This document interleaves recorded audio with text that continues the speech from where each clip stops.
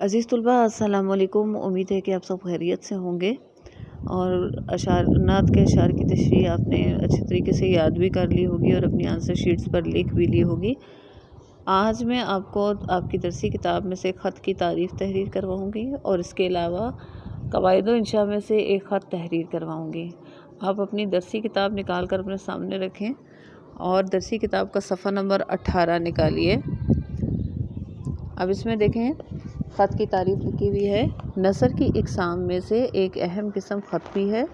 خط کو عادی ملاقات کہا جاتا ہے کیونکہ خط تحریر کے ذریعے کسی کے ساتھ رابطے اور کسی کا حال جاننے کی ایک شکل بھی ہے۔ اور دلی جذبات کیا ہوتے ہیں؟ جو انسان کے دل کے اندر جذبات ہوتے ہیں، جو اس کی محسوسات ہوتے ہیں، جو وہ سوچتا ہے، اس کے اظہار کا بہترین وسیلہ بھی ہے۔ وسیلہ کا مطلب ہوتا ہے ذریعہ بھی ہے۔ خط لکھنے والا مکتوب نگار کہلاتا ہے، یعنی کہ جو انسان خط لکھتا ہے اسے مکتوب نگار کہتے ہیں، اور جسے خط لکھا جاتا ہے اسے مکتوب علیہ کہتے ہیں۔ ایک اچھے خط کے لیے ضروری ہے کہ خط لکھتے وقت کسی قسم کا کوئی تکلف نہ برتا جائے۔ تکلف کا مطلب ہوتا ہے شرعی لحاظ یا مروت نہ برتی جائے۔ تحریر کو غیر ضروری تفصیلات سے بوجھل نہ بنایا جائے، یعنی کہ بوجھل کا مطلب یہ ہوتا ہے کہ پڑھنے والا اس کو اکتائے نہ پڑھتے ہوئے اس تحریر کو، کیونکہ بار بار کوئی ایسی بات نہ دہرائی جائے جس سے پڑھنے والا اکتا جائے۔ اور مکتوب علیہ سے اس کے مقام و مرتبے کے مطابق مخاطب ہو کر بات کی جائے۔ مخاطب کا مطلب ہوتا ہے یعنی اس سے بات کرنا۔ مقام و مرتبہ کیا ہوتا ہے؟ یعنی حیثیت کے مطابق یا ان کے مرتبے کے مطابق۔ جیسے اگر والد صاحب ہیں تو ان سے بہت احترام سے بات کی جائے گی، والدہ صاحبہ ہیں تو ان سے بہت احترام سے بات کی جائے گی۔ لیکن اگر آپ کا کوئی دوست ہے یا کوئی چھوٹا کزن ہے، یہ چھوٹا بھائی ہے، تو اس سے آپ کا بات کرنے کا انداز مختلف ہوگا۔ خط کو درج ذیل حصوں میں تقسیم کیا جا سکتا ہے۔ نمبر 1 ہے لکھنے کا مقام۔ لکھنے کا مقام میں آ جائے گا از کمرہ امتحان، شہر الف ب ج اور مورخہ آ جائے گا، ٹھیک ہے۔ القاب و آداب۔ القاب و آداب میں لکھنے والے کا نام، جیسے محترم ابا جان یا پیارے بھائی جان۔ خط کا مضمون۔ خط کا مضمون جس موضوع پر آپ کو خط دیا گیا ہے اس موضوع کے مطابق جو آپ خط لکھیں گے وہ خط کا مضمون کہلائے گا۔ اختتام کا مطلب یہ ہوتا ہے کہ اگر آپ کو کوئی مسئلہ بیان کر رہے ہیں تو آپ اس کے حل کی تجویز پیش کریں گے، اور یا پھر اگر آپ کسی کی خیریت معلوم کر رہے ہیں تو ان کی خیریت کے حوالے سے اختتام کریں گے، اور پھر آخر میں مکتوب نگار کا نام اور مکتوب نگار کا پتہ، یعنی کہ جو انسان خط لکھ رہا ہے اس کا نام اور اس کا پتہ لکھا جائے گا۔ خط لکھنے والے کا مقام اور تاریخ صفحے کے اوپر انتہائی دائیں جانب درج کی جاتی ہے۔ خط کا اختتام کسی دعا پر کرنا چاہیے اور خط لکھنے والے کا نام خط کے آخر میں صفحے کے بائیں جانب لکھنا چاہیے، ٹھیک ہے۔ دائیں جانب سے شروع کرنا ہے اوپر سے، اور بائیں جانب پہ آپ نے اس خط کا اختتام کرنا ہے۔ اب دوبارہ سے دیکھ لیں کہ خط کے حصے کتنے ہوتے ہیں۔ خط کے تقریباً 6 حصے ہوتے ہیں۔ پہلا حصہ ہے لکھنے کا مقام اور تاریخ، دوسرا حصہ ہے القاب و آداب، نمبر 3 ہے خط کا مضمون، نمبر 4 اختتام، نمبر 5 مکتوب نگار کا نام، اور نمبر 6 مکتوب نگار کا پتہ، ٹھیک ہے۔ اب اپنی قواعد و انشاء کی بک نکال کر سامنے رکھیں۔ اس میں آپ نے ایک خط لکھنا ہے، وہ ہے والد کے نام امتحان میں کامیابی کا خط، ٹھیک ہے۔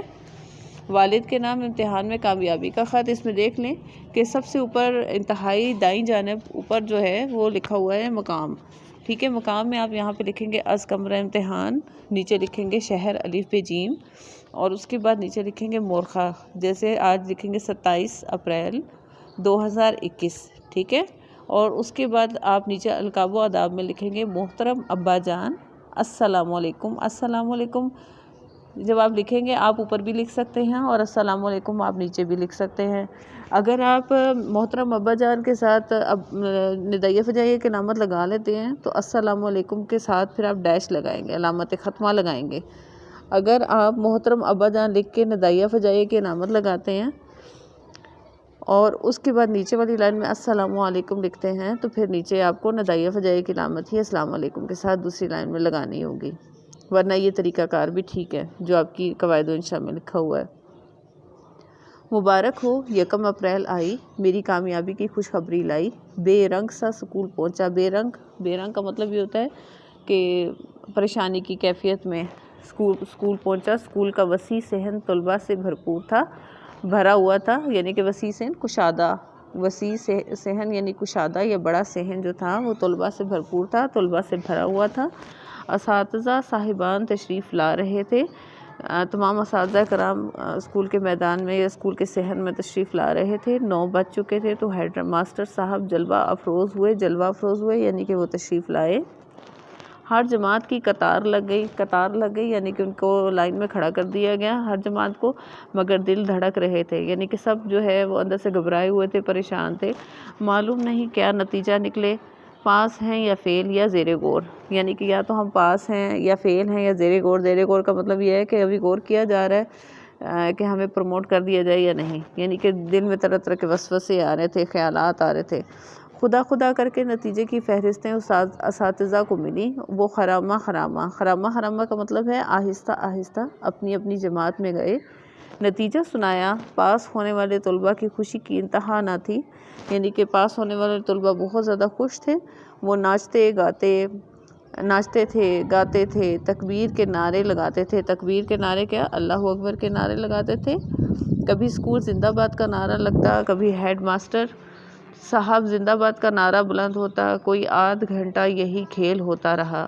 آخر سب لڑکے اسکول سے نکل گئے، صرف نویں جماعت بیٹھی تھی جو ہیڈ ماسٹر صاحب کی طرف آنکھیں لگائے تھی، یعنی کہ ہیڈ ماسٹر صاحب کو غور سے دیکھ رہی تھی، 9th کلاس کے بچے دیکھ رہے تھے۔ ہیڈ ماسٹر صاحب اٹھے تو ہمارے دل مضطرب تھے، مضطرب کا مطلب ہے بے چین تھے۔ انہوں نے نتیجہ سنائے بغیر پاس ہونے والے طلباء کو مبارکباد دی۔ انہوں نے پہلے نتیجہ بھی نہیں سنایا تھا، پہلے انہوں نے پاس ہونے والے جو طالب علم تھے ان کو مبارکباد دی، اور فیل ہونے والے طلباء کو مایوسی سے نکال کر آئندہ سال محنت کر کے اچھے نمبروں میں پاس ہونے کی نصیحت کی، اور جو ایسے طلباء جو فیل ہو چکے تھے ان کو نصیحت کی کہ کوئی بات نہیں بیٹا، اگر آپ اس سال فیل ہو گئے تو اگلی سال محنت کیجیے گا، انشاءاللہ تعالیٰ آپ پاس ہو جائیں گے۔ نصیحت کا مطلب ہوتا ہے تاکید کرنا۔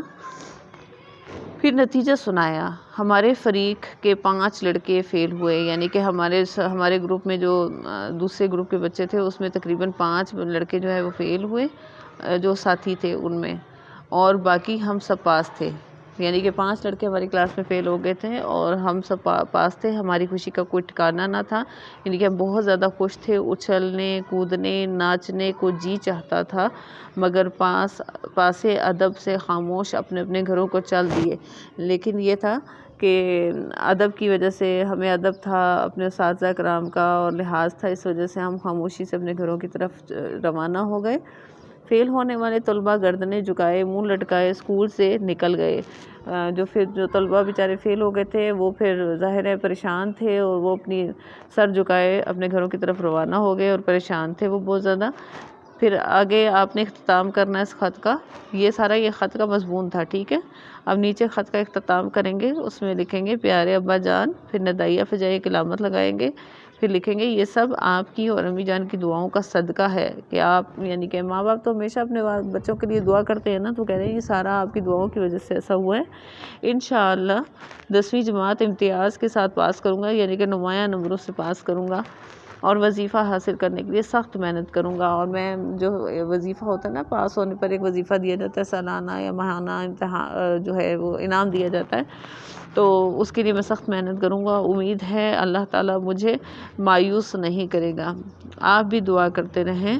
امی جان کو سلام، رمشا کو دعا، پھر آپ کا وسلام آئے گا یہاں پہ نیچے، وسلام آپ کا بیٹا۔ اب یہاں پہ آپ نے نام نہیں لکھنا، کیونکہ یہ جو محمد سعد اسلم لکھا ہوا ہے یہ نام نہیں لکھیں گے، آپ یہاں پہ لکھیں گے الف ب ج، ٹھیک ہے۔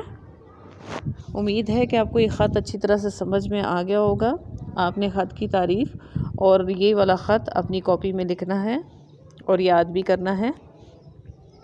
آپ کی اردو کی ڈائری ہے، خط کی تعریف کتاب پر صفحہ نمبر 18 میں موجود ہے، آپ نے وہاں سے دیکھ کر اس کو لکھنا بھی ہے اور یاد بھی کرنا ہے۔ اور خط نمبر 3 ہے قواعد و انشاء میں والد کے نام امتحان میں کامیابی کا خط، یہ لکھنا بھی ہے اور یاد بھی کرنا ہے۔ امید ہے آپ اپنا بہت خیال رکھیں گے اور اپنا کام اپنی پوری ذمہ داری سے مکمل کریں گے اور مجھے چیک کرنے کے لیے بھیجیں گے۔ اپنی جو اساتذہ کرام ہیں جن سے آپ پڑھ رہے ہیں ان کو بھی آپ نے چیک کروانا اپنا کام۔ اپنا بہت خیال رکھیے گا۔ اللہ حافظ۔